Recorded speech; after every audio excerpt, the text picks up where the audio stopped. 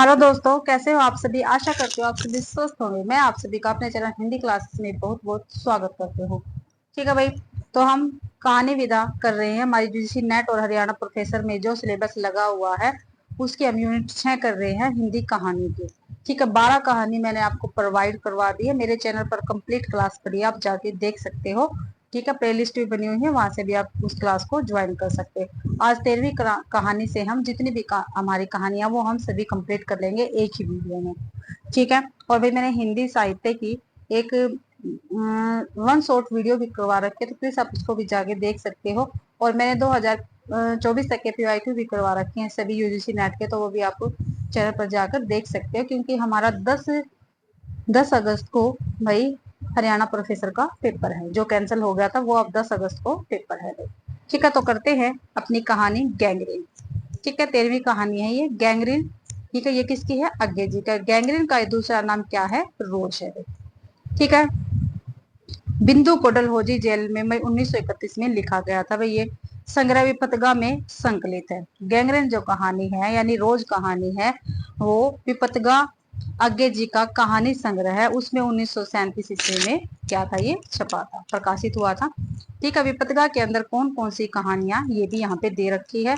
तो विपतगा है एक है पगोड़ा विष, एक है हरसिंगा, एक है हारिती, एक है रोज, एक है एकलंक, दुख और तालिया, मिलन, एकांकी तारा, अमर वलरी, कड़िया और शत्रु। तो ये कहानियां भाई किसकी है? अज्ञे जी की। और विपतगा कहानी संग्रह में संकलित है ये सभी। ठीक है, कितनी है? 3 3 6 यानी 12 टोटल कहानियां है विपतगा कहानी संग्रह में। नोट है, नोट बहुत महत्वपूर्ण होता है, तो प्लीज आप इसको जरूर से जरूर किया करो। पहले संस्करण 1937 ईस्वी में रोज नाम से, ठीक है, जो हमारी गैंग्रीन कहानी है इसका पहला संस्करण भाई 1937 ईस्वी में हुआ था, रोज नाम से। फिर पांचवें संस्करण 1990 में गैंग्रीन नाम से प्रकाशित हुए। फिर इसका रोज जो कहानी है इसका पांचवा संस्करण 1990 में भाई गैंग्रीन नाम से प्रकाशित हुआ। ये काफी महत्वपूर्ण भी पेपर में पूछा जाता है। ठीक है, पहले 1937 में रोज नाम से प्रकाशित हो गई, फिर इसका पांचवा संस्करण आया जो 1990 में भी गैंग्रीन नाम से प्रकाशित हुआ। कहानी का प्रतिपाद्य देख लेते हैं।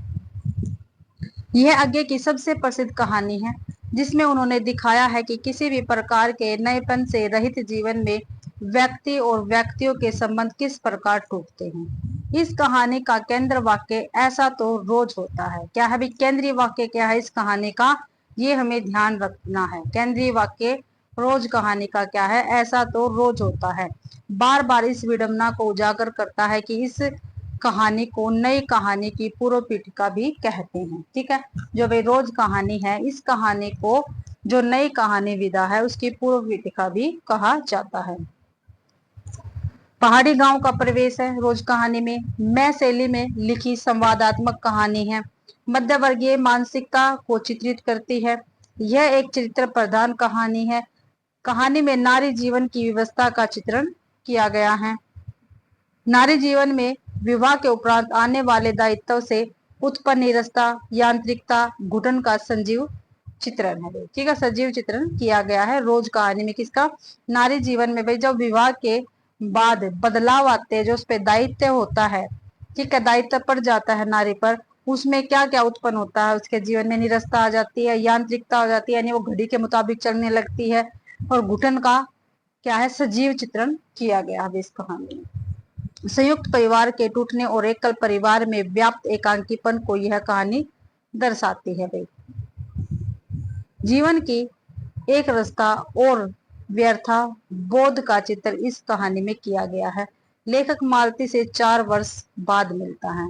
ये क्वेश्चन पेपर में पूछा जा चुका है। विवाह के 2 वर्ष बाद। ठीक है, वैसे तो लेखक मालती जो है इस कहानी की नायिका, ठीक है, उससे 4 वर्ष बाद मिलता है।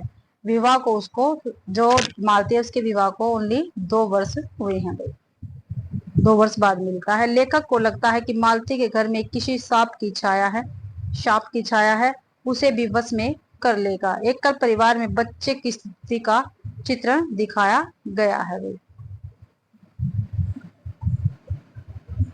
अब इसके पात्र पात्र देख लेते हैं। मालती है पात्र भाई, लेखक के दूर के रिश्ते की बहन या सखी है।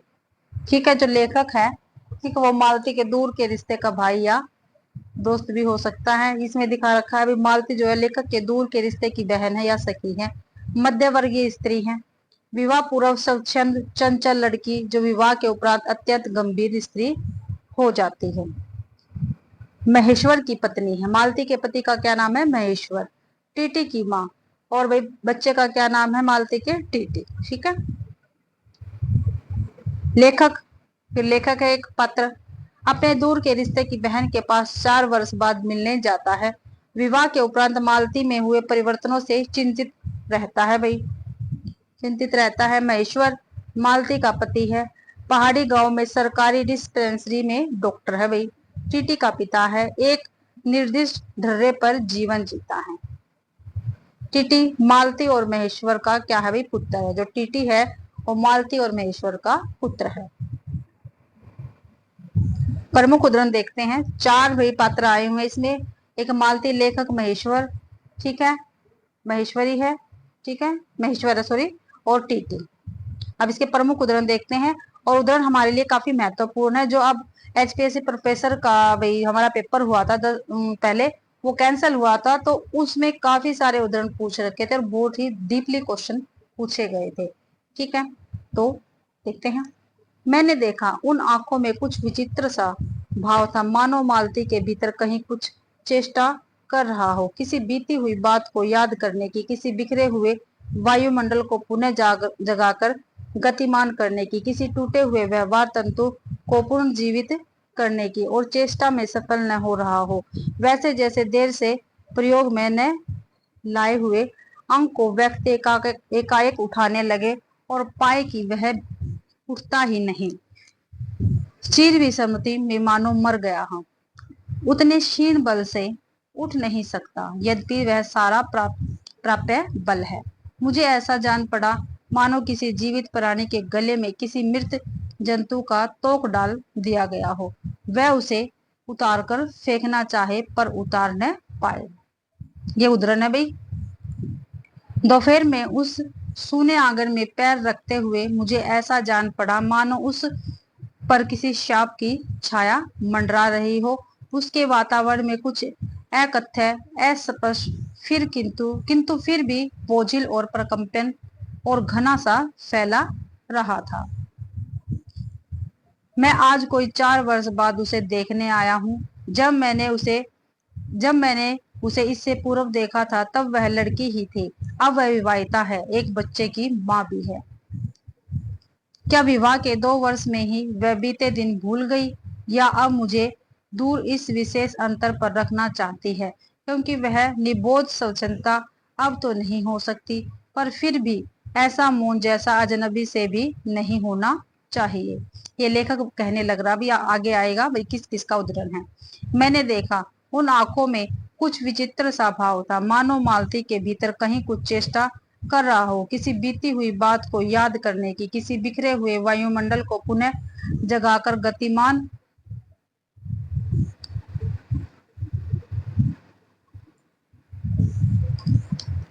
करने की, किसी टूटे हुए व्यवहार तंतु को पुनर्जीवित करने की, और चेष्टा में सफल न हो रहा हो। वैसे जैसे देर से प्रयोग में न लाए हुए अंक को व्यक्ति एकाएक उठाने लगे और पाए कि वह उठता ही नहीं। चिर विस्मृति में मानो मर गया हो, उसके उतने क्षीण बल से उठ नहीं सकता। मुझे ऐसा जान पड़ा मानो किसी जीवित प्राणी के गले में किसी मृत जंतु का तोक डाल दिया गया हो, वह उसे उतारकर फेंकना चाहे पर उतार न पाए। ये काफी महत्वपूर्ण है, प्लीज आप इसको अच्छी तरह से देखना। उनका जीवन भी बिल्कुल एक निर्दिष्ट ढर्रे पर रहता है, नित्य वही काम, उसी प्रकार के मरीज, वही हिदायतें, वही नुस्खे, वही दवाई वह स्वयं उकताए हुए है, और इसलिए और उसके साथ ही इस भयंकर गर्मी के कारण वह अपने फुर्सत के समय में भी सुस्त ही रहते हैं। ये महेश्वर के संदर्भ में है भाई। ठीक है, महेश्वर कौन है? मालती का पति है, और उसके संदर्भ में है भाई ये बातें। महेश्वर बोले कुछ हंसकर, वह पीछे खाया करती है, पति 2:30 बजे खाना खाने आते हैं, इसलिए पत्नी 3 बजे तक भूखी बैठी रहेगी। रोज ही ऐसा होता है। ये कौन कहता है? मालती कहती है भाई। ठीक है, मालती का उदाहरण है ये। मुझे ऐसा लग रहा था कि इस घर पर जो छाया गिरी हुई है वह अज्ञात रहकर भी मानो मुझे भी वश में कर रही है। मैं भी वैसा ही निर्जीव, नीरस निर्जीव सा हो रहा हूँ। वैसे हाँ, जैसे यह घर, जैसे मालती। वह 3 बजने वाली बात मैंने फिर देखी। अब की बार उग्र रूप में मैंने सुना। मालती एक बिल्कुल अनैच्छिक, अनुभूतिहीन, नीरस यंत्रवत, वही थके हुए यंत्र के स्वर में कह रही है, 4 बज गए, मानो इस अनैच्छिक समय को गिनने में ही उसका मशीन तुल्य जीवन बीतता हो। वैसे ही जैसे मोटर स्पीडोमीटर यंत्रवत यंत्रवत फासला नापता जाता है और यंत्रवत विश्रांत स्वर में कहता है कि मैंने अपनी अमित शून्य पथ का इतना अंश तय कर लिया। मालती मेरी ओर देखकर बोली, ऐसे ही होते हैं डॉक्टर, सरकारी अस्पताल है, न क्या परवाह है। मैं तो रोज ही ऐसी बातें सुनती हूँ। अब कोई मर मुरे जाए तो ख्याल ही नहीं होता। पहले तो रात रात भर नींद नहीं आया करती थी। वह उद्दंड और चंचल मालती आज कितनी सीधी हो गई है, कितनी शांत, और एक अखबार के टुकड़े को तरसती है। यह क्या? यह मैंने देखा, पवन में चीड़ के वृक्ष, गर्मी से सूख कर मटमेले हुए चीड़ के वृक्ष धीरे धीरे गा रहे हो। कोई राग जो कोमल है किंतु करुण नहीं, अशांतिमय है किंतु उद्गम्य नहीं भाई। तो ये लेखक के ही उद्धरण है, जितने भी उद्धरण है भाई जो अलग से आते हैं वो हम बता देते हैं। मैं तो रोज ही ऐसी बातें सुनती हूँ। अब कोई मर मुर जाए तो ख्याल ही नहीं आता। पहले तो रात रात भर नींद नहीं आया करती थी। तो ये मालती कहती है, कथावाचक से, जो लेखक है उससे कहती है भाई मालती। इससे चोटें लगती ही रहती है, रोज ही गिर पड़ता है। मालती कहती है भाई, ठीक है, अपने बेटे टीटी के बारे में। माँ, युवती माँ, यह तुम्हारे हृदय को क्या हो गया है जो तुम अपने एकमात्र बच्चे के गिरने पर ऐसी बात कह सकती हो, और यह अभी जब तुम्हारा सारा जीवन तुम्हारे आगे है। ये लेखक कहता है भाई मालती से। आगे है, सचमुच उस कुटुंब में कोई गहरी भयंकर छाया घर कर गई। उनके जीवन के इस पहले ही यौवन में घुन की तरह लग गई है। उसका इतना अभिन्न अंग हो गई है कि वे उसे पहचानते ही नहीं, उसी की परिधि में घिरे हुए चले जा रहे हैं। इतना ही नहीं, मैंने उस छाया को देख भी लिया है। ये लेखक का उद्धरण है भाई।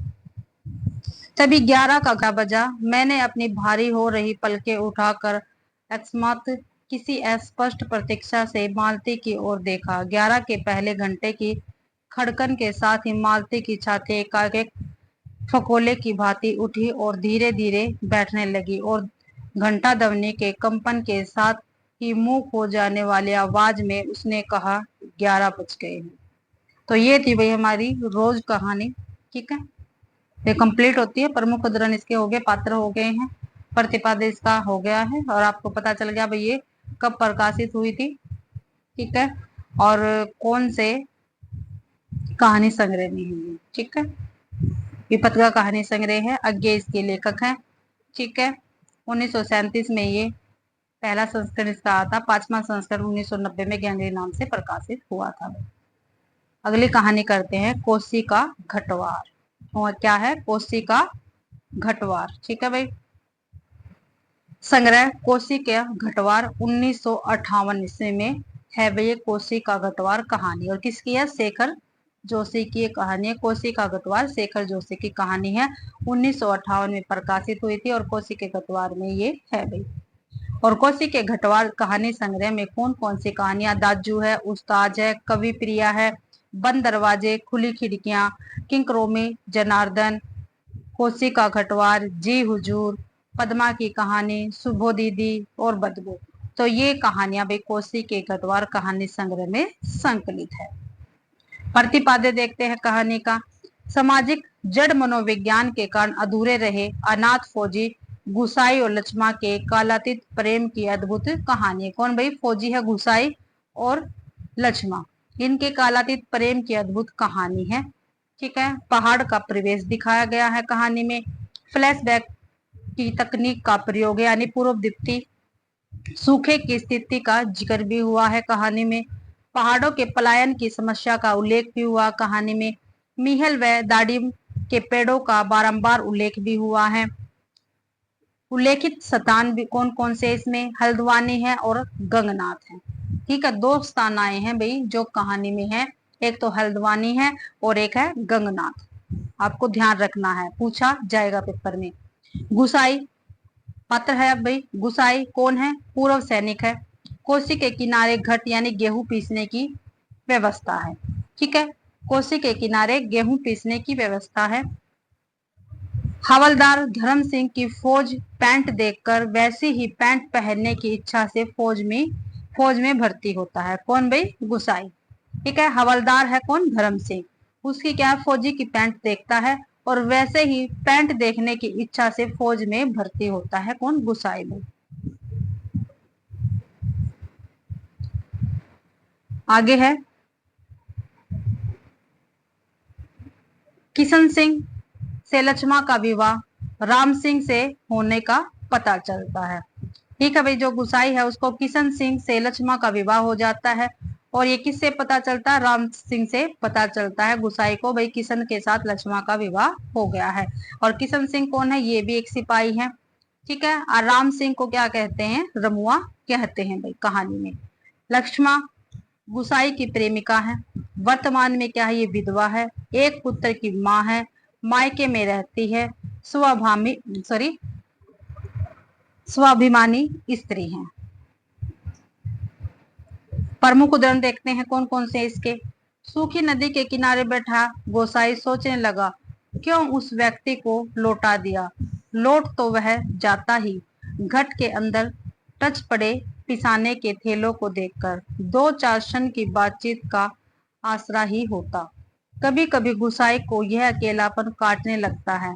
सूखी नदी के किनारे यह अकेलापन नहीं, जिंदगी भर साथ देने के लिए जो अकेलापन उसके द्वार पर धरना देकर बैठ गया है, वही जिसे अपना कह सके ऐसा किसी प्राणी का सवाल उसके लिए नहीं है। ये गोसाई के बारे में भी सारी बातें, जिसके आगे पीछे भाई बहन नहीं, माई बाप नहीं, परदेश में बंदूक की नोक पर जान रखने वाले को छोकरी कैसे दे दे हम। लक्ष्मा के बाप ने कहा था, किससे, गोसाई से। पिछले बैसाख में ही वह गांव लौटा। 15 साल बाद रिजर्व में आने पर काले बालों को लेकर गया था, खिचड़ी बाल लेकर लौटा है। लक्ष्मा का हट उसे अकेला बना गया। ये सारी गुसाई के संदर्भ में थी भाई। ठीक है, जितने भी उदाहरण थे गोसाई के संबंध में थे। गंगा जज्जू की कसम, क्या भी, गंगा जज्जू की कसम, जैसा तुम कहोगे मैं वैसा ही करूंगी, आंखों में आंसू भरकर लक्ष्मा ने कहा था। क्या भी, गंगा दज्जू की कसम, जैसा तुम कहोगे वैसा ही मैं करूंगी, आंखों में आंसू भरकर। किसने कहा था, अभी लक्ष्मा ने कहा था गोसाई से। वर्षों से वह सोचता आया है कभी लक्ष्मा से भेंट होगी तो वह अवश्य कहेगा कि वह गंगनाथ का जाकर लगाकर प्राश्चित जरूर कर ले। देवी देवताओं की झूठी कसम खाकर उन्हें नाराज करने से क्या लाभ है। तो ये गोसाई अपने आप ही सोचता है लक्ष्मा के बारे में। कलाई में पहने हुए चांदी के कड़े जब कभी आपस में टकरा जाते हैं तो खन खन का एक अत्यंत मधुर स्वर निकलता है। चक्की के पाट पर टकराने वाली काठ की चिड़ियों का स्वर कितना नीरस हो सकता है, यह गुसाई ने आज पहली बार अनुभव किया था भाई। जब वह भाई लक्ष्मा के हाथों में चांदी के कड़े देखता है तब गोसाई ये बात सोचता है। लक्ष्मा तकलीफ के वक्त सॉरी दुख तकलीफ के वक्त ही आदमी आदमी के काम नहीं आया तो बेकार है।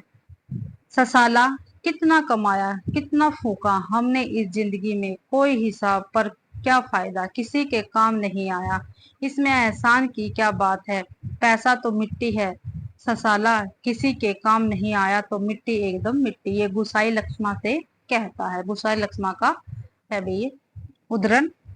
तो गंगानाथ दाहिने रहे तो भले बुरे दिन निभ ही जाते हैं जी। पेट का क्या है, घट के खप्पर की तरह जितना डालो कम हो जाए। अपने पराए प्रेम से हंस बोल दे तो वह बहुत है दिन काटने के लिए। तो लक्ष्मा गुसाई से कहती है क्या भी गंगनाथ दाहिने रहे तो भले बुरे दिन निभ जाते हैं जी, पेट का क्या है गट के खप्पर की तरह, जितना डालो कम हो जाए, अपने पराए प्रेम से हंस बोल दे तो वह बहुत है दिन काटने के लिए। लक्ष्मा गोसाई का है भाई क्या भी उदाहरण। घर के अंदर काठ की चिड़िया अब भी किट किट आवाज कर रही थी।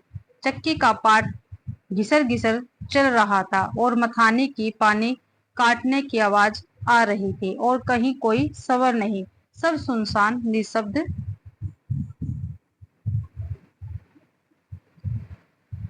तो भाई यहाँ पे जो हमारी कहानी है कोसी का गटवार, ठीक है, वो कंप्लीट होती है। इतने ही इसके उदाहरण हैं और इन उदाहरणों को आप अच्छी प्रकार से करके जाना, पेपर में पूछे जाएंगे। आगे है हमारी कहानी अमृतसर आ गया। ठीक है, 15वीं कहानी है अमृतसर आ गया। किसकी है? भीष्म साहनी की ये कहानी है, अमृतसर आ गया। ठीक है, कौन से संग्रह में? पटरिया संग्रह में संकलित है 1973 में। ठीक है, और पटरिया संग्रह में कौन कौन सी कहानी है देख लेते हैं। पटरिया है, अमृतसर आ गया है, ललक है, नया मकान, तस्वीर, मौका परस्त, जख्म है, पैरों का निशान, अभी तो मैं जवान हूँ, रास्ता, इंद्रजाल, डोरे, ढोलक और भगोड़ा। ये कहानियां भाई, ठीक है, पटरिया कहानी संग्रह में है। ठीक है, जो 1973 में प्रकाशित हुई थी, अमृतसर आ गया कहानी जिसमें। ठीक है, प्रतिपाद्य कहानी देखते हैं। कहानी का प्रतिपाद्य क्या है? मैं शैली में लिखित कहानी है। ठीक है, जो अमृतसर आ गया ये मैं शैली में लिखित कहानी है भाई। भारत पाक विभाजन के समय बढ़ती सांप्रदायिक नफरत को एक चलती रेल के डिब्बे के भीतर की घटनाओं से व्यक्त करती ये कहानी है। सांप्रदायिक तनाव की विषय वस्तु जिसमें भाईचारे एवं मानवीय रिश्तों में एक टूटन दिखाई पड़ती है। शुरू में खुशनुमा माहौल, बाद में वातावरण भयाक्रांत हो गया, शायद सबको दंगों की आहट थी। उल्लेखित स्थान भाई, जो जो इसमें स्थान आए हैं पेपर में पूछे जाते हैं। अमृतसर में भाई आ जाएगा, अमृतसर में कौन कौन से स्थान आए हुए हैं, दो दे देंगे, ये दो इसके स्थान दे देंगे, दो गलत दे देंगे, और पूछ लिया जाएगा ABC लिखवा के भाई कौन सा इसमें सही है, कौन सा इसमें गलत है। तो कौन कौन स्थान आए हैं? पेशावर है, बंबई है, वजीराबाद है, दिल्ली है, अमृतसर है, हरवंशपुरा है, जिसके निकल जाने पर बाबू को लगा कि खतरा टल गया। तो कौन कौन से अभी? पेशावर, बंबई, वजीराबाद, दिल्ली, अमृतसर और हरवंशपुरा है भाई। पात्र देखते हैं, मुख्य पात्र देखते हैं पहले। कथावाचक है एक तो भाई इसमें मुख्य पात्र, और स्वयं कौन है? लेखक है। लेखक द्वारा ट्रेन यात्रा का विवरण, इसमें विभाजन की त्रासदी के दरमियान भय और आतंक का माहौल दिखाया गया है।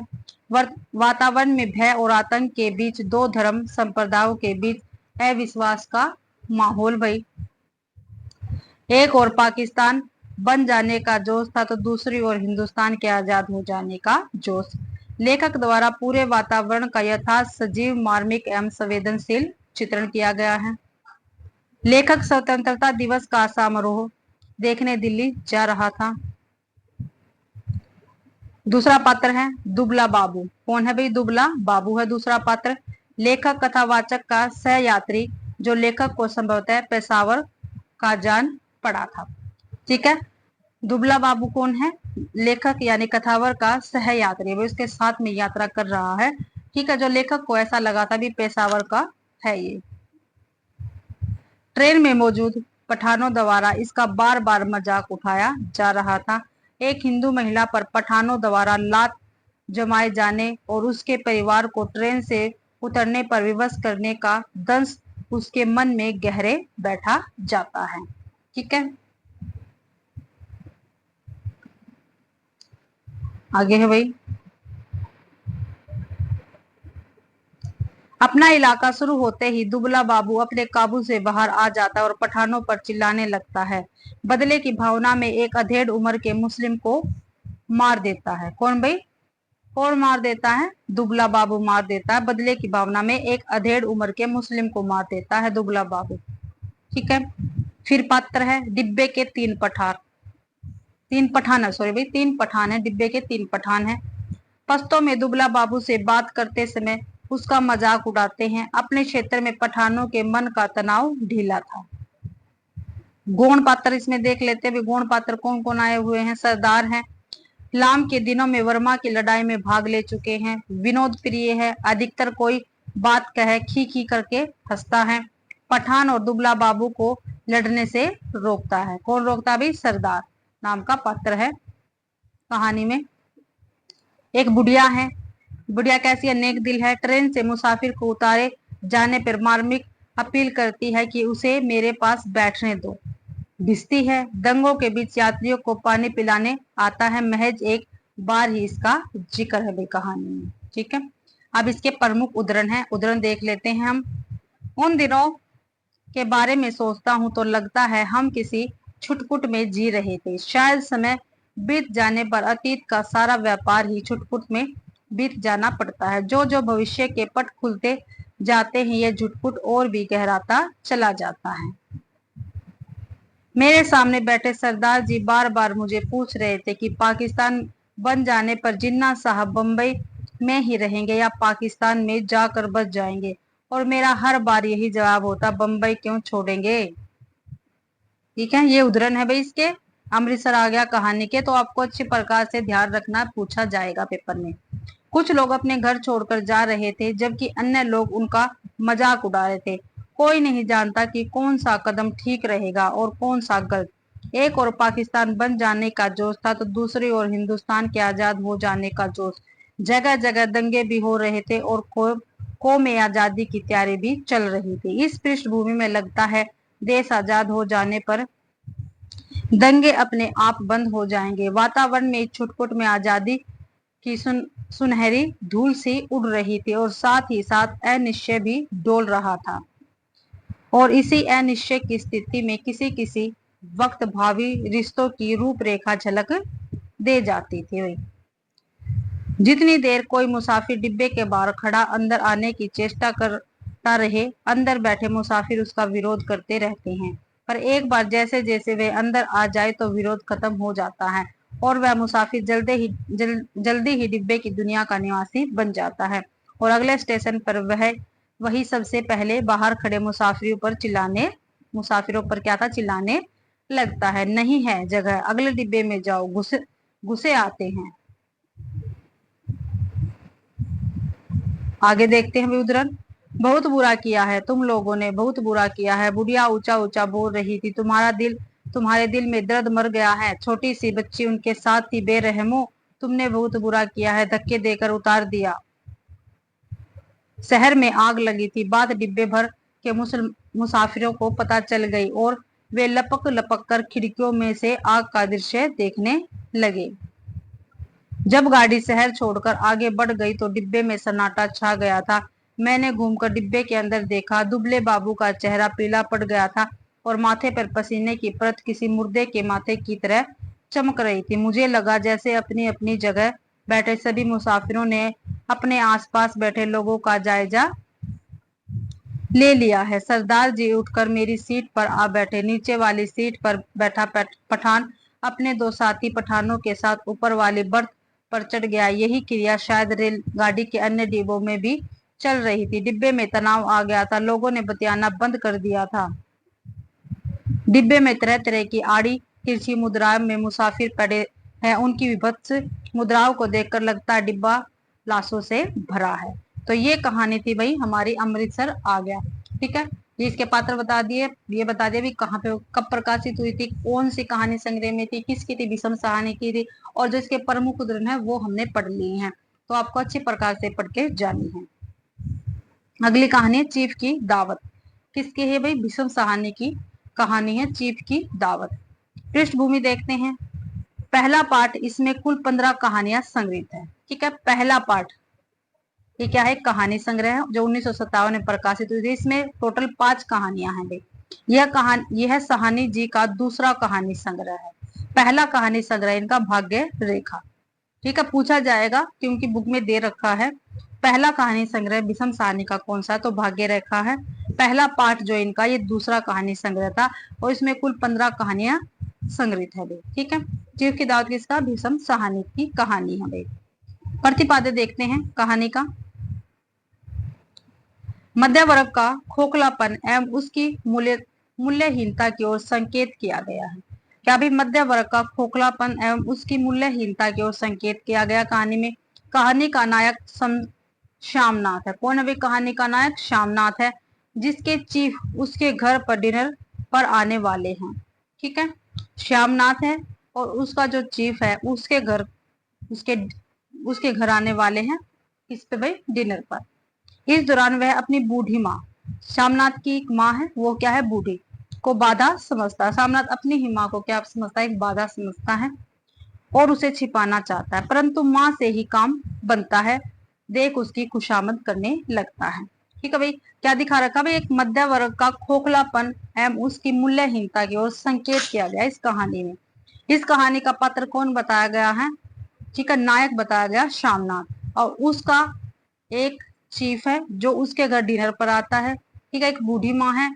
ठीक है, उसको ये समझता भाई ये अगर चीफ हमारे घर में डिनर पर आएगा तो उसकी माँ क्या है? बाधा है इसमें, तो उसे छुपाना चाहता है अपनी माँ को भी, कहा कहीं पे हम इसको छुपा दे। परंतु क्या है, चीफ जो है उसको उसकी माँ की जो फुलकारी है वो बहुत ज्यादा पसंद आ जाती है, उसके गाने बहुत ज्यादा पसंद आ जाते हैं जो पंजाबी में गाती है।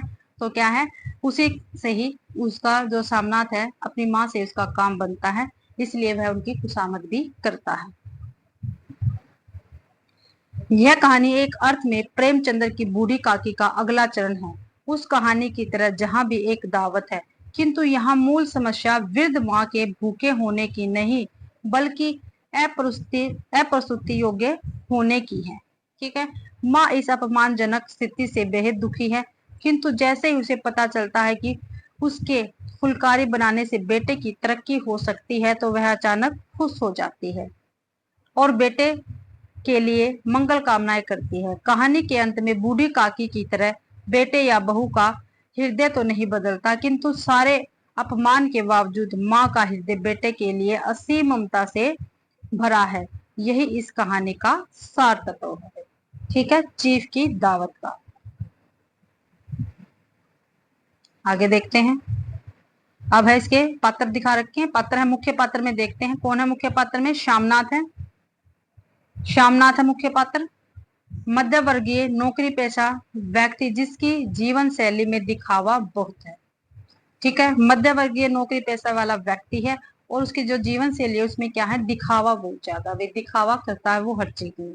श्यामनाथ पदोन्नति पाने के लिए चीफ को प्रसन्न करना चाहता है। ठीक है, अपने पद में भी उन्नति के लिए क्या करता है? जो उसका चीफ होता है उसको क्या वो प्रसन्न करना चाहता है, यानी खुश करना चाहता है। बूढ़ी माँ को फालतू वस्तु समझता है। जो उसकी बूढ़ी माँ है उसको क्या समझता है? फालतू वस्तु है ये, और उसी से अपनी सवार सिद्धि भी करता है। फिर अपनी माँ से क्या है? अपनी सवार सिद्धि भी करता है। फिर है बूढ़ी माँ, श्यामनाथ की निरक्षर विधवा माँ जिसके पास पारंपरिक भारतीय माता का विराट हृदय है। ठीक है, पुरानी पीढ़ी का प्रतीक और अपने ही घर में दोयम दर्जे की चीज है। खड़ाऊ पहनती है और बीमारी की वजह से खराटे लेती है, जिससे आधुनिक पीढ़ी के श्यामनाथ को क्या है? चिढ़ है भाई। जीव से मिलने पर सुकुचाती है ताकि उसका बेटा बुरा न माने। बेटे की तरक्की के लिए कमजोर आंखें होने के बावजूद खुशी खुशी फुलकारी बनाने को तैयार हो जाती है। फुलकारी पंजाब के गांवों की दस्तकारी का एक सुंदर रूप है। चीफ श्यामनाथ के बोस हैं जिसकी वह खुशामद करता है।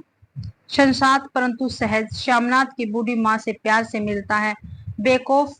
बेकौल चीफ उसे गांव के लोग बहुत पसंद है।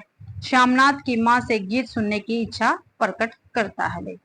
अब गौण पात्र हैं, श्यामनाथ की पत्नी है भाई गौण पात्र में। ठीक है, इनमें भी दिखावटी का बोध है। पति की तरक्की के लिए खुशामदी में शामिल है। चीफ की पत्नी अन्य देसी स्त्रियों की आराधना का केंद्र थी। ठीक है, तो चीफ की पत्नी अन्य देसी स्त्रियों की आराधना का केंद्र। अब विशेष क्या है इस कहानी में ये देखते हैं। बूढ़ी माँ स्वयं को अपमानित महसूस करती है। जो बूढ़ी माँ है वो स्वयं को अपमानित महसूस करती है, परंतु पुत्र की खुशी के लिए जैसा वह कहता है करती है। देसी स्त्रियां उन पर खूब हंसती है। आधुनिक परिवार में वृद्धों की किस प्रकार उपेक्षा होती है वह कहानी के केंद्र में है। चीफ की दावत कहानी है ये। आधुनिक दिखने की चाह में मध्यवर्गीय व्यक्ति प्रदर्शन प्रिय हो जाता है। चीफ की दावत पारिवारिक जीवन मूल्यों के विघटन को भी प्रदर्शित करती है। इसको भी पारिवारिक मूल्य के विघटन को भी प्रदर्शित करती है चीफ की दावत। माँ का विशाल हृदय स्पर्शी ममता भी कहानी में स्पष्ट दिखता है। प्रमुख उदाहरण देखते हैं। घर का फालतू सामान अलमारियों के पीछे और पलंगों के नीचे छिपाया जाने लगा। तभी श्यामनाथ के सामने सहसा एक अड़चन खड़ी हो गई। कौन भाई? माँ का क्या होगा? जो वह सो गई और नींद में खराटे लेने लगी तो भली अच्छी भली यह भाई के पास जा रही थी, तुमने यूं ही खुद अच्छा बनने के लिए बीच में टांग अड़ा दी भाई। तो ये चीफ की दावत से उदाहरण है भाई। और खुदा के वास्ते नंगे पांव नहीं घूमना, न ही वह खड़ाऊ पहनकर सामने आना। किसी दिन तुम्हारी यह खड़ा उठाकर बाहर फेंक दूंगा। 7 बजते बजते माँ का दिल धक धक करने लगा। अगर चीफ सामने आ गया और उसने कुछ पूछा तो वह क्या जवाब देगी?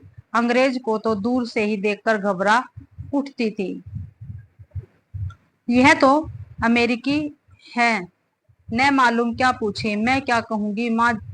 माँ काजी चाहा कि चुपचाप पिछवाड़े विधवा सहेली के घर चली जाए, मगर बेटे के हुक्म को कैसे टाल सकती थी। चुपचाप कुर्सी पर से टांगे लटकाए वहीं बैठी रही। श्यामनाथ का क्रोध बढ़ने लगा था। बोलते गए, तुम मुझे बदनाम करना चाहती हो ताकि दुनिया कहे कि बेटे माँ को अपने पास नहीं रख सकता। ये उदाहरण है भाई, ध्यान से देखना। नहीं बेटा, अब तुम अपनी बहू के साथ जैसा मन चाहे रहो। मैंने अपना खा पहन लिया, अब यहाँ क्या करूंगी? जो थोड़े दिन जिंदगानी के बाकी है भगवान का नाम लूंगी। तुम मुझे हरिद्वार भेज दो। तुम चली जाओगी तो फुलकारी कौन बनाएगा? साहब से तुम्हारे सामने ही फुलकारी देने का इकरार किया है। आगे, मेरी आंखें अब नहीं हैं बेटा जो फुलकारी बना सकूं, तुम कहीं और से बनवा लो, बनी बनाई ले लो। माँ, तुम मुझे धोखा देके यूं चली जाओगी, मेरा बनता काम बिगाड़ोगी। जानती नहीं साहब खुश होगा तो मुझे तरक्की मिलेगी।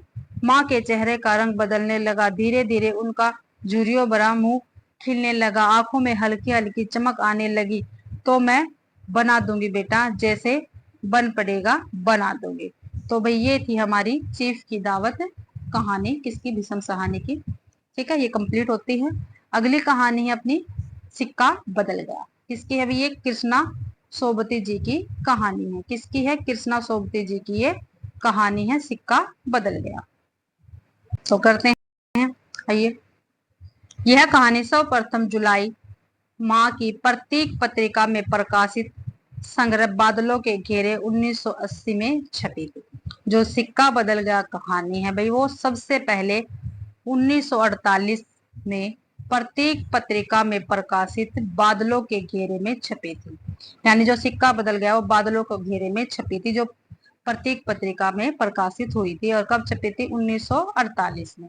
और बादलों के घेरे 1980 में भी। इसमें 24 कहानियां हैं। कितनी है? 24 कहानियां हैं।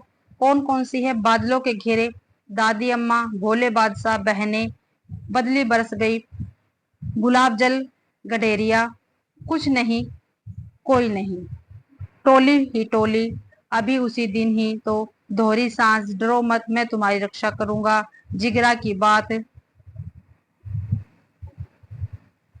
खम्मा खड़ी अन्नदाता, सिक्का बदल गया, आजादी सम्मोजान की, कामदार भिखल लाल, पहाड़ों के साए तले, न गुल था न चमन था, एक दिन कलगी नफसा, मेरी माँ कहाँ, लामा, दो राहें दो बाहें। तो ये जितनी भी कहानी है, ठीक है भाई, जितनी भी कहानी है बादलों के घेरे जो कहानी संग्रह इसमें है भाई, ये सभी कहानी 24 कहानी है टोटल इस कहानी संग्रह में, बादलों के घेरे में। अगली कहानी का प्रतिपाद्य देखते हैं। यह एक ऐसी कहानी है जो विभाजन के दौर को दर्शाती है। क्या भी? सिक्का बदल गया।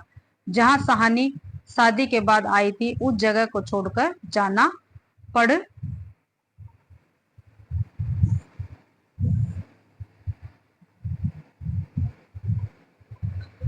पड़ रहा है। कोई भी उसकी मदद नहीं करता। यहाँ तक कि वह सेरा भी नहीं जिसे उसने छोटी उम्र से बच्चों की तरह पाला है। सबका ध्यान साहनी की संपत्ति पर है भाई। ठीक है, कौन सी कहानी है? सिक्का बदल गया। साहनी चनाब नदी नहाकर अपने घर आती है। कौन सी नदी नहाकर आती है? साहनी तो चनाब नदी, ध्यान रखना है। वहां उसे मारने के लिए लोग बैठे हैं। सभी चाहते हैं कि साहनी यह जगह छोड़ दे। पात्र देखते हैं कौन कौन से पात्र हैं। मुख्य पात्र में देखते हैं कौन कौन से हैं। साहनी जमींदार शाहजी की पत्नी, विभाजन के कारण जिन्हें विस्थापित होना पड़ा, सारी धन दौलत छोड़कर वह कैंप लौटी। सेरा हसीना का पति और साहनी का कामगार, अपनी मां के मरने के बाद साहनी के यहाँ पला। सांप्रदायिक भावना से भरकर साहनी को मारने की सोचता है पर मार नहीं पाता। गौण पात्र में देखते हैं। हसीना सेरा की पत्नी है। शाहजी साहनी का पति जमींदार है। फिरोज साहनी को मारने के लिए सेरा को भड़काने वाला है। जेना सेरा की मां है जो मर गई थी। नवाब बीबी है। बेगू पटवारी है। जोलदार, दाऊद खां इंस्पेक्टर, इस्माइल और रसूली। तो ये भाई गौण पात्र के अंतर्गत आएंगे। अब विशेष देखते हैं कहानी में क्या कुछ विशेष है। ठीक है, जो हमारे पेपर में पूछा जाएगा। भारत पाक विभाजन के कारण होने वाले विस्थापन के दर्द की कहानी है भाई। ये कौन सी? सिक्का बदल गया। अविभाजित कश्मीर में चुनाव के तट स्थित जबलपुर की कहानी। कहाँ की? जबलपुर की कहानी है भाई, ये ध्यान रखना है। ठीक है। देश विभाजन की पृष्ठभूमि पर आधारित कहानी है। विभाजन से उत्पन्न पीड़ा का चित्रण है इसमें। विभाजन से आए मानसिक बदलाव का चित्रण है। विधवा नारी की पराधीनता का मनोवैज्ञानिक अंकन किया गया है। क्षेत्रीय भाषा का प्रयोग है। अब इसके प्रमुख उदाहरण देखते हैं कौन कौन से हमारे इसमें प्रमुख उदाहरण बनेंगे कहानी के। आज इस प्रभात की मीठी निर्वता में न जाने क्यों कुछ भयावना सा लग रहा है। वह पिछले 50 वर्षों से यहाँ नहाती आ रही है। कितना लंबा अरसा है, साहनी सोचती है। एक दिन इसी दुनिया के किनारे वह, दुनिया ने भी यहाँ पे नदी आएगी कि किनारे वह दुल्हन बनकर उतरी थी। और आज शाहजी नहीं, उसका वह पढ़ा लिखा लड़का नहीं, आज वह अकेली है। शाहजी की लंबी चौड़ी हवेली में अकेली। पर नहीं, यह क्या सोच रही है? वह सवेरे सवेरे अभी भी दुनियादारी से मन नहीं फिरा उसका। साहनी ने लंबी सांस ली और श्री राम करती बाजरे के खेतों से होती घर की राह ली भाई। ये शाहजी की ही असामियां हैं। साहनी ने नजरें उठाई। यह मीलों फैले खेत अपने ही हैं। भरी भराई नई फसलें को देखकर साहनी किसी अपनत्व के मुंह में भीग गई। यह सब शाहजी की बरकतें हैं। दूर दूर गांव तक फैली हुई जमीनों में कुएं, सब अपने हैं। साल में 3 फसल, जमीन तो सोना उगलती है। तो ये भी साहनी सोच रही है। ठीक है, अपनी सभी जमीन वगैरह को देखकर जिसमें फसलें क्या है, लहरा रही हैं। साहनी चौंक पड़ी। देर, मेरे घर में मुझे देर। आंसुओं की भंवर में न जाने कहां से विद्रोह उमड़ पड़ा। मैं पुरखों के इस बड़े घर की रानी और यह मेरे ही अन्न पर पले हुए। नहीं, यह सब कुछ नहीं। ठीक है, देर हो रही है पर नहीं, साहनी रो रो कर नहीं, शान से निकलेगी इस पुरखों के घर से। मान से लांघेगी यह धैर्य जिस पर वह एक दिन वह रानी बनकर आ खड़ी हुई थी। अपने लड़खड़ाते कदमों को संभालकर साहनी ने दुपट्टे से आंखें पोंछी और ड्योढ़ी से बाहर हो गई। बड़ी बूढ़िया रो पड़ी। किसकी तुलना हो सकती थी इसके साथ? खुदा ने सब कुछ दिया मगर दिन बदले वक्त बदले। क्या भाई? दिन बदले वक्त बदले, यानी सिक्का बदल गया भाई। ट्रकें अब तक भर चुकी थी। साहनी अपने को खींच रही थी। गांव वालों के गलों में जैसे धुआं उठ रहा है। खूनी शेरे का दिल टूट रहा है। दाऊद खां ने आगे बढ़कर ट्रक का दरवाजा खोला। साहनी बढ़ी। इस्माइल ने आगे बढ़कर भारी आवाज से कहा, साहनी कुछ कह जाओ, तुम्हारे मुंह से निकली असीस झूठ नहीं हो सकेगी। और अपने साफे से आंखों का पानी पोंछ लिया। साहनी ने उठती हुई हिचकी को रोककर रुंदे रुंदे गले से कहा, रब तुहानू सलामत रखे बच्चा, खुशियां बख्शे। ये किसने कहा भाई? साहनी ने कहा है, ध्यान रखना आपको। वह छोटा सा जन समूह रो दिया, जरा भी दिल में मैल नहीं सहानी के, और हम सहानी को नहीं रख सके। रात को सहानी जब कैंप में पहुंचकर जमीन पर पड़ी तो लेटे लेटे आहत मन से सोचा, राज पलट गया है, सिक्का क्या बदलेगा, वह तो मैं ही छोड़ आई गई। तो ये कहानी थी हमारी सिक्का बदल गया, जो कंप्लीट हो चुकी है। अगली कहानी देखते हैं, 18वीं कहानी है। 18वीं कहानी है भाई इंस्पेक्टर मातादीन चांद पर। ठीक है, इंस्पेक्टर मातादीन चांद पर किसकी है? हरिशंकर परसाई की ये कहानी रहेगी भाई। ठीक है, इंस्पेक्टर मातादीन चांद पर। तो किस संग्रह में भी संकलित है ये? ठिठुरता हुआ गणतंत्र। ठीक है, इसमें ये इंस्पेक्टर मातादीन चांद पर कहानी संग्रहित है, ठिठुरता हुआ गणतंत्र कहानी संग्रह में 1970 में भी। और इसमें कौन कौन सी कहानियां हैं? ठिठुरता हुआ गणतंत्र है, कर कमल हो गए, वह जो आदमी है न, राम की लुगाई और गरीब की लुगाई, सदगुरु का कहना, हम बिहार में चुनाव लड़ रहे हैं, छोटी सी बात, इंस्पेक्टर मातादीन चांद पर, फिल्मी रोमांच, प्रेम पुजारी, अगर मैं फिल्म बनाता। तो ये कहानियां भाई किसमें संग्रहित है? ठिठुरता हुआ गणतंत्र कहानी संग्रह में। ठीक है, और ये पूछी जाएंगे। और भी कहानियां भी, मुखड़ा क्या देखे फोटो में, सब टेंट नेट की कथा, फोन टालने की कला, अपना चाचा एशिया फ्लू, दूसरे की महिमा ढोने वाले, मेरे जीव कट के नाम, एक काना एक एचत काना, चांद पर नहीं जा सका, साहित्य नंबर 2 का कारोबार, ग्रांट अभी तक नहीं आई, तटस्थ बारात की वापसी, एक सुपरमैन, 5 लोक कथाएं गई। पात्र देखते हैं। तो इतनी कहानी भाई है भाई ठिठुरता हुआ गणतंत्र में संकलित। पात्र देखते हैं। मुख्य पात्र है मातादीन। ठीक है, senior police inspector Matadin, MD साहब इनको कहते हैं, पृथ्वी से चांद पर सलाहकार के रूप में गए हैं, चांद की पुलिस व्यवस्था को सुधारने के लिए। इस पात्र के द्वारा लेखक ने पुलिस विभाग में व्याप्त सभी भ्रष्टाचारों पर व्यंग्य किया है। ठीक है भाई, व्यंग्य हुआ है इस कहानी में। ठीक है, ध्यान रखना आपको। फिर दूसरा पात्र है कोतवाल, चांद के पुलिस स्टेशन का कोतवाल। ठीक है, चांद के पुलिस स्टेशन का कोतवाल है भाई। गौण पात्र में कौन कौन है? अब्दुल गफूर है जो मुंशी है भारतीय पुलिस में, बलभद्र है ये हवलदार है, राम सजीवन है जो क्या हवलदार है भाई। प्रतिपाद्य देखते हैं कहानी में क्या कुछ है। भारतीय पुलिस व्यवस्था की कार्यशैली पर व्यंग्य किया गया है, भ्रष्ट पुलिस व्यवस्था पर व्यंग्य है, निर्दोष को दोषी करार देने पर व्यंग्य है, पुलिस द्वारा विज्ञान एवं वैज्ञानिकों के नकारने पर व्यंग्य किया गया है, चांद के काल्पनिक चित्रण द्वारा भारतीय पुलिस एवं व्यवस्था पर व्यंग्य किया गया है। विशेष क्या कुछ है इस कहानी में, ये देख लेते हैं भाई। हम क्या करें, सब ऊपर से हो रहा है, इस कथन द्वारा भारतीय पुलिस व्यवस्था के ऊपर प्रभावशाली व्यंग्य किया गया है।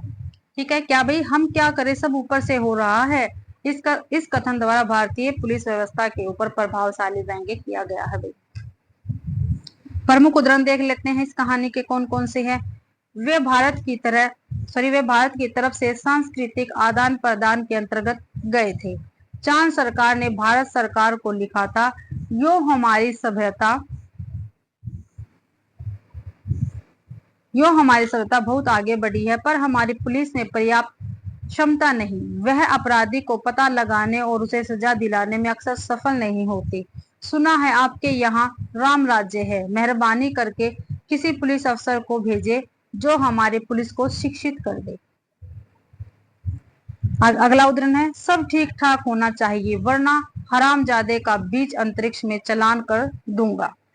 आदमी मारा गया तो यह पक्का है किसी ने उसे जरूर मारा, कोई कातिल है, किसी को सजा होनी है, सवाल है किसको सजा होनी है।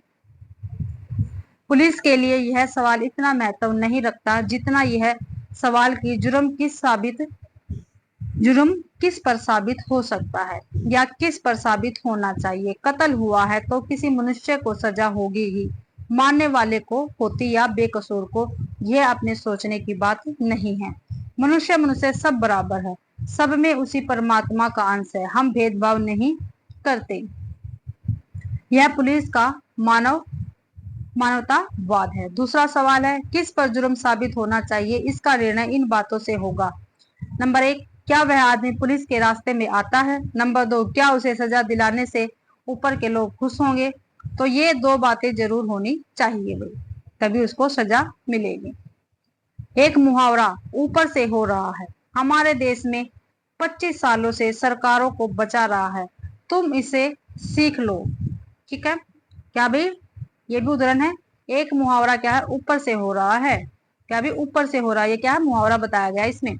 हमारे देश में 25 सालों से, कितने सालों से, 25 सालों से सरकारों को बचा रहा है, तुम इसे सीख लो। कौन सा मुहावरा बचा रहा है, ऊपर से हो रहा है, और कितने सालों से, 25 सालों से। नहीं, ध्यान रखना है। ससमदीद गवाह वह नहीं जो देखे, बल्कि वह है जो कहे कि मैंने देखा है। ठीक है, तो ये कहानी थी हमारी माता दी चांद पर। ठीक है, अगली कहानी है पिता। इसके लेखक कौन है, ज्ञान रंजन जी हैं। कौन है भाई, ज्ञान रंजन जी हैं, पिता कहानी के लेखक। संग्रह किसमें संकलित है, ये फ्रांस के इधर उधर 1968 में। ठीक है, फ्रांस के इधर उधर कहानी संग्रह में संकलित है पिता कहानी में। और इसमें कौन कौन सी कहानियां संकलित है देख लेते हैं। फ्रांस के इधर उधर में, फ्रांस के इधर उधर दिवा स्वप्नी है, कलह है, खलनायिका और बारूद की फूल, आत्महत्या, सीमाएं, फैंस के इधर उधर, शेष होते हुए, पिता, एक नमूना, सार्थक दिन, दिलचस्पी, छलावा, संबंध। तो ये इतनी कहानियां भाई फैंस के इधर उधर कहानी संग्रह में संकलित है। ठीक है, कहानी का प्रतिपाद्य देखते हैं। पिता कहानी का प्रतिपाद्य देखते हैं भाई। नए पुराने मूल्यों और संस्कारों की टकराहट का बड़ा ही सूक्ष्म अंकन और विश्लेषण ज्ञान रंजन की कहानियों में मिलता है। पिता कहानी में लेखकीय दृष्टि स्थिति का पूरा पूरा जायजा लेती है और दो पीढ़ियों के अंतर को सही रूप में पकड़ती है। ध्यान से पढ़ना है, ध्यान से आपको देखनी है क्लास। आधुनिक मध्यवर्गीय परिवारों में पीढ़ीगत संग्रह एवं द्वंद्व का चित्रण है। क्या भी आधुनिक मध्यवर्गीय परिवारों में पीढ़ीगत संघर्ष एवं द्वंद्व का चित्रण हुआ है। कुछ समीक्षक पिता विरोधी कहानी मानते हैं। ठीक है भाई, जो पिता कहानी है उसको कुछ समीक्षक जो है पिता विरोधी कहानी मानते हैं भाई। इसको गर्मी का प्रतीकात्मक प्रयोग हुआ है। ठीक है भाई, गर्मी का क्या है, प्रतीकात्मक प्रयोग किया है लेखक ने पिता कहानी में। आगे है भाई, देखते हैं। उल्लेखित 97 इसमें आए हैं। कौन कौन से आए हैं, घूमनगंज आया है और खुलदाबाद आया है। घूमनगंज और खुलदाबाद, ये दो स्थान आए हैं पिता कहानी में, आपको ध्यान रखना है। पात्र देखते हैं। मुख्य पात्र कौन है, सुधीर है। ठीक है, सुधीर क्या है, पुत्र है, नई पीढ़ी का प्रतिनिधि है, घनश्याम नगर का निवासी है। किसका भी, घनश्याम नगर का निवासी है, इसी के मार्फत कहानी कथा कही गई है। ठीक है, पिता जिद्दी है। ठीक है, जो पिता वो जिद्दी स्वभाव का है, जीवन की सुविधाओं से चिढ़ने वाला है, जीवन में जो सुविधाएं हैं उनसे चिढ़ने वाला है पिता। लंबे समय से रामायण गीता का पाठ करने वाले हैं। कलकत्ता के हाल एंडरसन के सिले कोट पहनते हैं। क्या भी, कलकत्ता के हाल एंडरसन के सिले कोट पहनते हैं। कौन भी, पिता। गौण पात्र है, देवा है। देवा कौन भाई, सुधीर की पत्नी है। कप्तान भाई सुधीर का भाई है, वायुसेना में कार्यरत है, बहन का यूनिवर्सिटी का खर्चा वहन करता है। कौन भाई, कप्तान भाई। ठीक है, जो उसकी बहन यूनिवर्सिटी में पढ़ती है उसका खर्चा ये कप्तान भाई ही निकालता है। फिर है दादा भाई, ये भी गौण पात्र में आएंगे। अब प्रमुख उदाहरण देखते हैं। धीरे धीरे सबके लिए सुविधाएं जुटाते रहेंगे, लेकिन खुद उसमें नहीं या कम से कम शामिल होंगे। पहले लोग उनकी काफी चिरोरी किया करते थे, अब लोग हार गए हैं। अगला उदाहरण है। लड़कों द्वारा बाजार से लाई बिस्किट, महंगे फल, पिता कुछ भी नहीं लेते, कभी लेते भी है तो बहुत नाक भो सिकोड़ कर। उसके बेस्वाद होने की बात पर शुरू में ही जोर देते हुए अपनी अमावट, गजल और दाल रोटी के अलावा दूसरों द्वारा लाई चीजों की श्रेष्ठता से वह कभी प्रभावित नहीं होते थे। वह अपना हाथ पांव जानते हैं, अपना अर्जन, और उसी में उन्हें संतोष है। वह पुत्र जो पिता के लिए कुल्लू का सेब मंगाने और दिल्ली एम्पोरियम से बढ़िया धोतियां मंगाकर उन्हें पहनाने का उत्साह रखते थे, अब तेजी से पिता विरोधी होते जा रहे हैं। सुखी बच्चे भी अब गाहे बगाए मुंह खोलते हैं। क्या भी सुखी बच्चे भी अब गाहे बगाए मुंह खोलते हैं और क्रोध उगल देते हैं। ये उदाहरण भी ध्यान रखना आपको। हमारे समाज में बड़े बूढ़े लोग जैसे बहू बेटियों के निजी जीवन को स्वच्छंद रहने देने के लिए अपना अधिकांश समय बाहर व्यतीत किया करते हैं। भाई अगर कोई शीत युद्ध न होता पिता और पुत्रों के बीच, तो वह उन्हें जबरन खींच के नीचे लाकर सुला देता, लेकिन उसे लगा कि उसका युवापन एक प्रतिष्ठा की जिद कहीं चुराए बैठी है।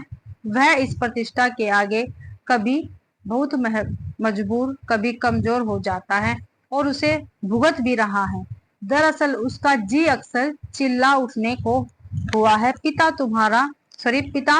तुम हमारा निषेध करते हो, तुम ढोंगी हो, अहंकारी, वज अहंकारी, लेकिन वह कभी चिल्लाया नहीं।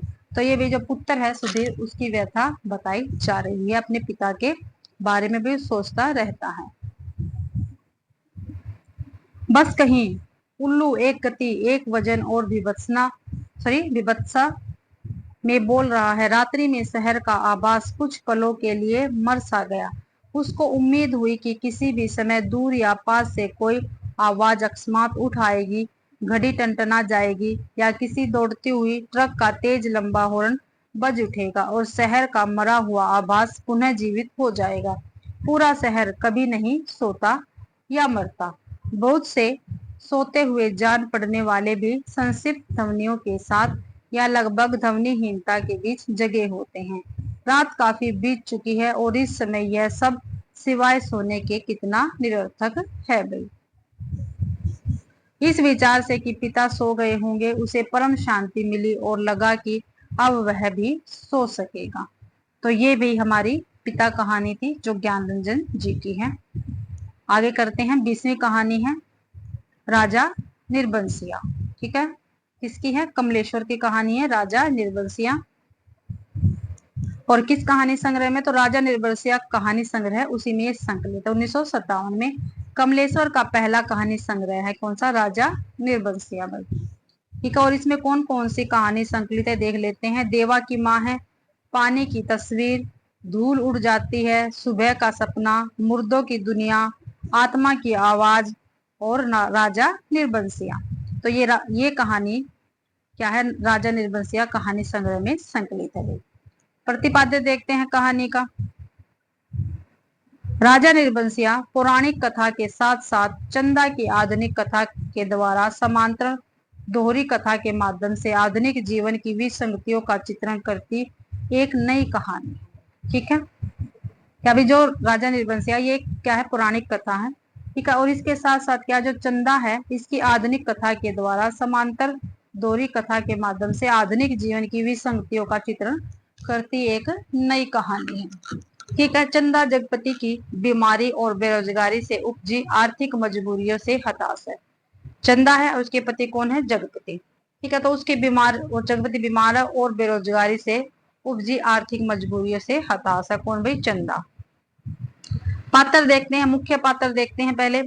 जगपति कथावाचक का स्कूल का दोस्त है। जो जगपति है वो कथावाचक का स्कूल का दोस्त है। भाई वकील के यहाँ मुहर्रिर है। चंदा का पति है। दूर के रिश्तेदार दयाराम की शादी में डकैतों से लड़ते हुए घायल हुआ है। मध्यवर्गीय व्यक्ति है। ठीक है, कहाँ पे घायल हुआ था भाई? जगपति दूर के रिश्तेदार, क्या नाम है? दयाराम की शादी में डकैतों से लड़ते हुए घायल हुआ था। अफीम और तेल पीकर आत्महत्या। ठीक है, जो जगपति है वो अफीम और तेल पीकर आत्महत्या करता है। मरते वक्त दो पर्चे छोड़े, एक चंदा के नाम, दूसरा कानून के नाम। भाई चंदा जगपति की पत्नी है। हाथों का कड़ा बेचकर पति का इलाज कराने को तैयार है। बच्चन सिंह के साथ गर्भवती होने के आरोप में मायके में रहने को बाध्य है। भाई आगे है। अंत में मधुसूदन के साथ जाने की सूचना मुंशी जी द्वारा। जगपति तथा चंदा मैनीपुरी के निवासी है। कहाँ के? भी मैनीपुरी के निवासी तथा संतान है। अब इनको कोई संतान नहीं है। चंदा और जगपति को। ठीक है। बच्चन सिंह अस्पताल में कंपाउंडर है। मैनीपुर के सदर अस्पताल में तबादला हुआ है। लकड़ी के धंधे में जगपति का साझीदार है। ठीक है, कौन भाई? बच्चन सिंह। राजा निर्बंसिया एक राज्य का संतानहीन राजा। भाई राजा निर्बंसिया जो है उसको संतान नहीं थी, वो संतानहीन था। कुशल शासक है। मैत्रानी के भला बुरा कहने पर राज्य का त्याग कर देता है। रानी है, मंत्री के साथ राजा को ढूंढने जाती है। एक प्रसंग में भटियाइन के रूप में राजा के सम्मुख उपस्थित अंत में 2 पुत्रों को जन्म देती है। कुल देवता के मंदिर में सती तत्व की परीक्षा होती है भाई उसकी रानी की। गौण पात्र में देखते हैं माँ, कथावाचक की माता जो बच्चों को राजा निर्बंसिया की कथा सुनाती हैं। कथावाचक मैट्रिक पास है। जमुना सुनार है भाई, और एक इसमें है चाची। ये गौण पात्र रहेंगे। विशेष क्या है कहानी में ये देख लेते हैं। लोक कथात्मक शैली पर आधारित है। प्राचीन एवं आधुनिक युग की 2 समांतर कथाएं हैं, राजा निर्बंसिया की कथा और जगपति तथा चंदा की कथा। दोनों कथाओं की अंतिम परिणति में भेद के माध्यम से आधुनिक जीवन की जटिलताओं की प्रस्तुति होती है। अब इसके प्रमुख उदाहरण देखते हैं कौन कौन से हैं। पहले है भूमिका से।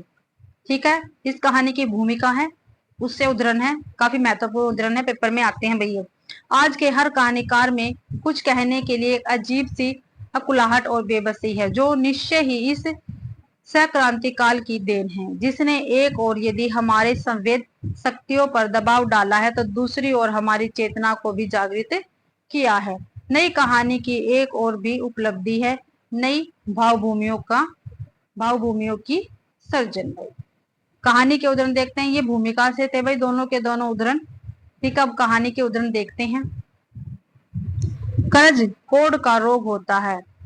क्या भाई? कर्ज कोढ़ का रोग होता है, एक बार लगने से तन तो गलता ही है, मन भी रोगी हो जाता है।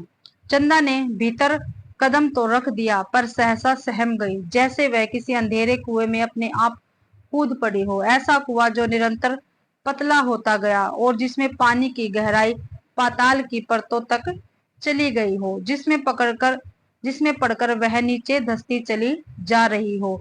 नीचे अंधेरा एकांत घुटन पाप गई। आगे है, कालिख बुरी तरह बढ़ गई थी और सामने खड़े पेड़ की काली परछाई गहरी पड़ गई थी। दोनों लौट गए थे, पर जैसे उस कालिख में कुछ रह गया था, छूट गया था। दवा खाना का लैंप जो जलते जलते एक बार भभका था, उसमें तेल न रह जाने के कारण बत्ती की लो बीच से फट गई थी। उसके ऊपर धुएं की लकीरें बल खाती सांप की तरह अंधेरे में विलीन हो जाती है। ये भी काफी महत्वपूर्ण उदाहरण है इस कहानी का। अगला उदाहरण है, रात के बढ़ते सन्नाटे में दोनों के सामने 2 बातें थी। जगपति के कानों में जैसे कोई व्यंग्य से कह रहा था, राजा निर्बंसिया अस्पताल से आ गए, और चंदा के दिल में यह बात चुभ रही थी, तुम्हारे कभी कुछ नहीं होगा। और सिसकती चंदा ने जाने कब सो गई, पर जगपति की आंखों में नींद न आई। उसे लगता जैसे कड़े मांगकर वह चंदा से पत्नी तव का पद भी छीन लेगा। मातृत्व को भगवान ने छीन ही लिया। वह सोचता, आखिर चंदा क्या रह जाएगी। एक स्त्री से यदि पत्नी तत्व और मातृत्व छीन लिया गया तो उसके जीवन की सार्थकता ही क्या है। तो फिर क्या, वह कुछ क्या है जो उसकी आत्मा में नासूर सा रिश्ता रहता है, अपना उपचार मांगता है, शायद काम। हाँ, यही, बिल्कुल यही, जो उसके जीवन की घड़ियों को निपट सुना न छोड़े, जिसमें वह अपनी शक्ति लगा सके, अपना मन डुबो सके, अपने को सार्थक अनुभव कर सके, चाहे उसमें सुख हो या दुख, अरक्षा हो या सुरक्षा, शोषण हो या पोषण। उसे सिर्फ काम चाहिए, करने के लिए कुछ चाहिए। यही तो उसकी प्रकृत आवश्यकता है, पहली और आखिरी मांग। क्योंकि वह उस घर में नहीं पैदा हुआ जहां सिर्फ जबान हिलाने शासन करने वाले होते हैं। वह उस घर में भी नहीं पैदा हुआ जहां सिर्फ मांगकर जीने वाले होते हैं। वह उस घर का है जो सिर्फ काम करना जानता है। काम ही उसकी आस है, सिर्फ वह काम चाहता है, काम।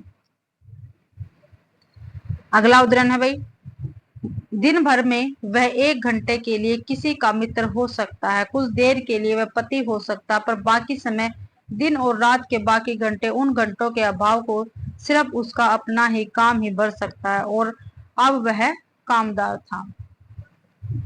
अगला उदाहरण है, औलाद ही तो वह स्नेह की धुरी है जो आदमी औरत के पहियों को साधकर तन के दलदल से पार ले जाती है, नहीं तो हर औरत वेश्या और हर आदमी वासना का कीड़ा। ये काफी महत्वपूर्ण उदाहरण है भाई, एक आपको अच्छी तरह से देखना है।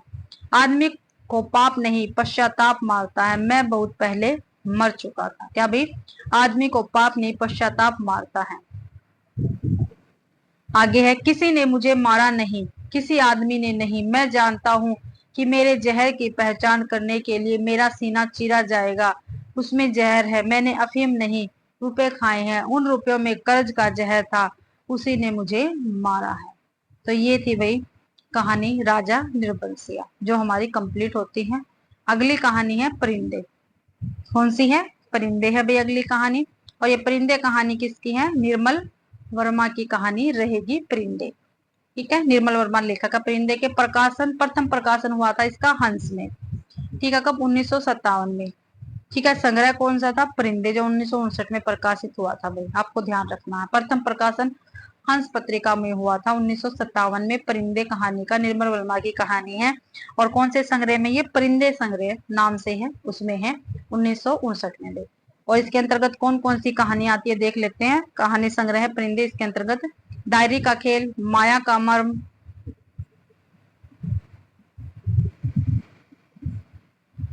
तीसरा गवाह, अंधेरे में, पिक्चर पोस्ट कार्ड, सितंबर की एक शाम और परिंदे। तो ये कहानी है भाई परिंदे संग्रह में संकलित। प्रतिपाद्य देखते हैं क्या कुछ है। सर्वथा नए ढंग से प्रेम और मानवीय नीति की पड़ताल करती हुई कहानी। क्या भी? सर्वथा नए ढंग से प्रेम और मानवीय नीति की पड़ताल करती हुई कहानी है भाई, ये ध्यान रखना आपको।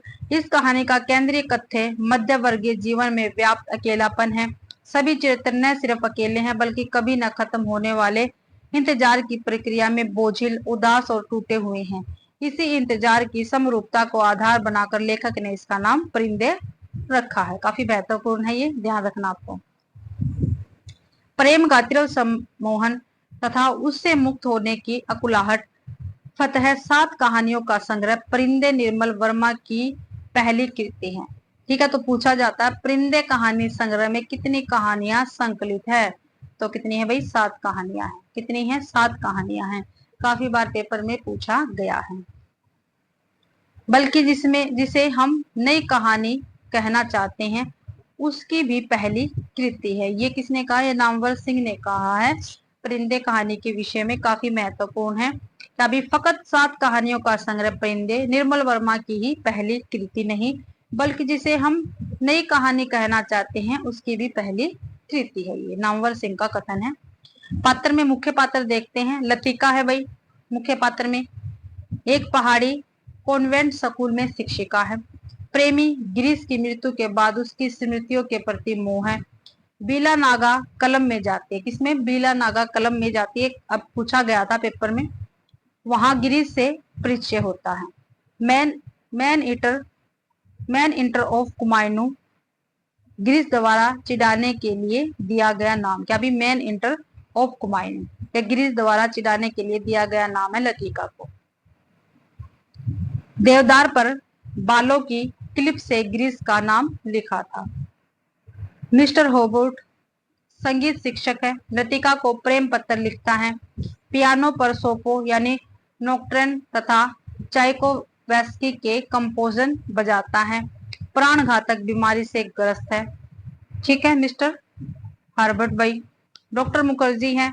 स्कूल में अध्यापन तथा प्राइवेट प्रैक्टिस मूलतः वर्मा से है। जापानी आक्रमण के समय पलायन, रास्ते में पत्नी की मृत्यु, व्यक्तिगत जीवन के विषय में अधिक मुखर नहीं है। फिलोसफाइज करके बात कहने के आदि है। क्या भी? फिलोसफाइज कहकर बात करने के आदि कौन है? डॉक्टर मुखर्जी है भाई, आपको ध्यान रखना है ये। गौण पात्र में देखते हैं कौन कौन है। मेजर ग्रीस नेगी है जो कुमायूं रेजिमेंट है। करीमुद्दीन है, करीमुद्दीन है, हॉस्टल का नौकर है, ये क्या है, आलसी है। मिस वुड है, स्कूल की प्रिंसिपल, ओल्ड मेड कहकर पुकारा जाता है। जो स्कूल की प्रिंसिपल है मिस वुड, उसको ओल्ड मेड कहकर पुकारा जाता है। तो ये आपको ध्यान रखना है। अगले गौण पात्र है फादर एलमेड, चैपल के पादरी है। जूली उसके सैनिक प्रेमी का पत्र लतिका पकड़ लेती है। ठीक है, जूली जो है उसके सैनिक प्रेमी का पत्र जो है लतिका पकड़ लेती है। किसके, जूली के। एक है सुधा। प्रमुख उदाहरण देखते हैं भाई।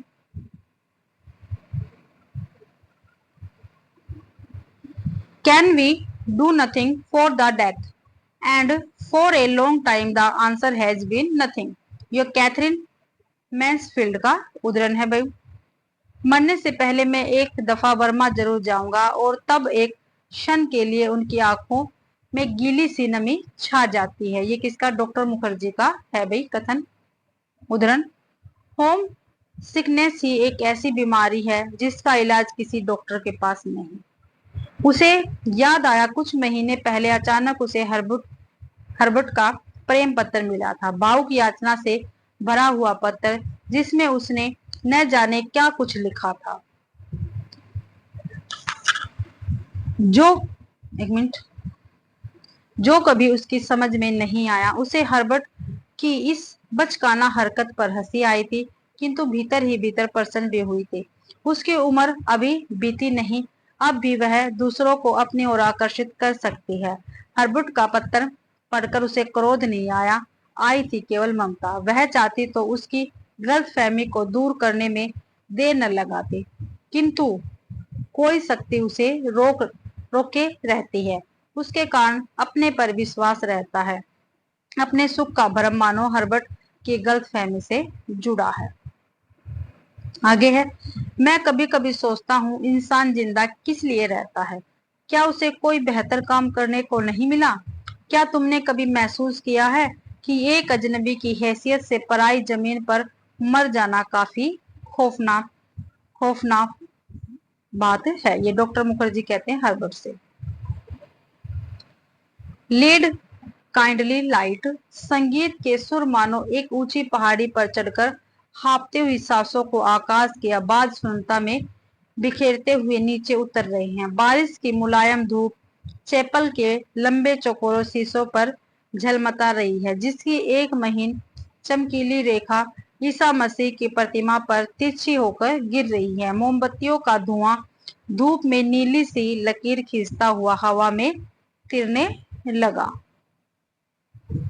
उसे लगा कि जैसे मोमबत्तियों के धूमिल आलोक में कुछ भी ठोस वास्तविकता न रहा हो। चैपल की छत, दीवारें, डेस्क पर रखा हुआ डॉक्टर का सुगर सुडोल हाथ और पियानो के सुर अतीत की धुंध को भेदते हुए स्वयं उस धुंध का भाग बनते जा रहे हो। तो ये काफी महत्वपूर्ण उदाहरण है, तो प्लीज आप इनको अच्छी प्रकार से करना। पियानो का हर नोट चिरंतन खामोशी की अंधेरी गो से निकलकर बाहर फैली नीली धुंध को काटता तराशता हुआ एक भूला सा अर्थ खींच लाता है। गिरता हुआ हर पोज एक छोटी सी मौत है, मानो घने छायादार वृक्षों की कांपती छायाओं में कोई पगडंडी गुम हो गई है। एक छोटी सी मौत जो आने वाले सुरों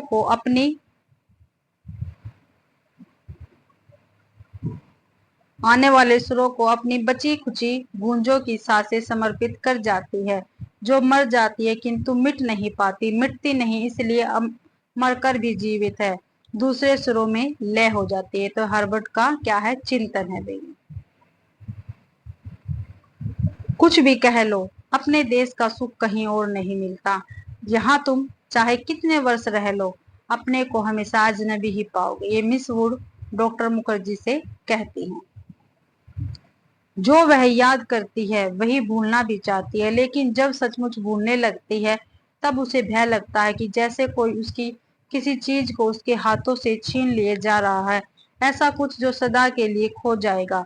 बचपन में जब कभी वह अपने किसी खिलौने को खो देती थी तो वह गुमसुम सी होकर सोचा करती थी, कहाँ रख दिया मैंने। जब बहुत दौड़ धूप करने पर खिलौना मिल जाता तो वह बहाना करती कि अभी उसे खोज ही रही है, कि वह अभी मिला ही नहीं। जिस स्थान पर खिलौना रखा होता है जानबूझकर उसे छोड़कर घर के दूसरे कोने में उसे खोजने का उपक्रम करती हैं। तब खोई हुई चीज याद रहती है, इसलिए भूलने का भय नहीं रहता है।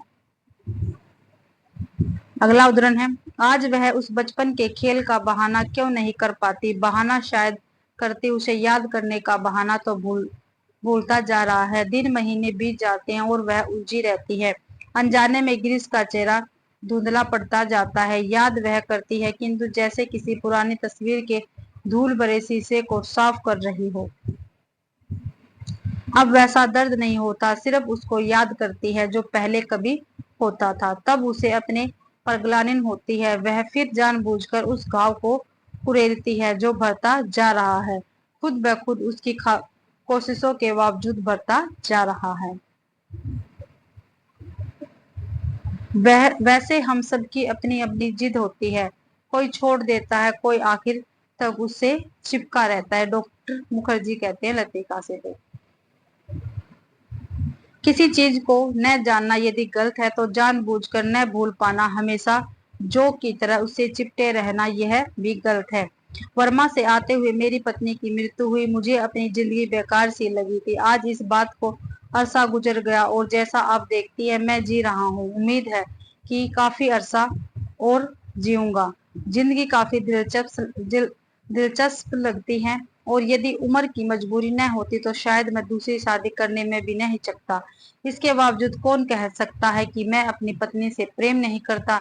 आज भी करता हूँ। ये डॉक्टर मुखर्जी कहते हैं लतिका से। ठीक है, तो भाई अपनी यहीं पे कहानी कंप्लीट होती है। ठीक है, परिंदे भी।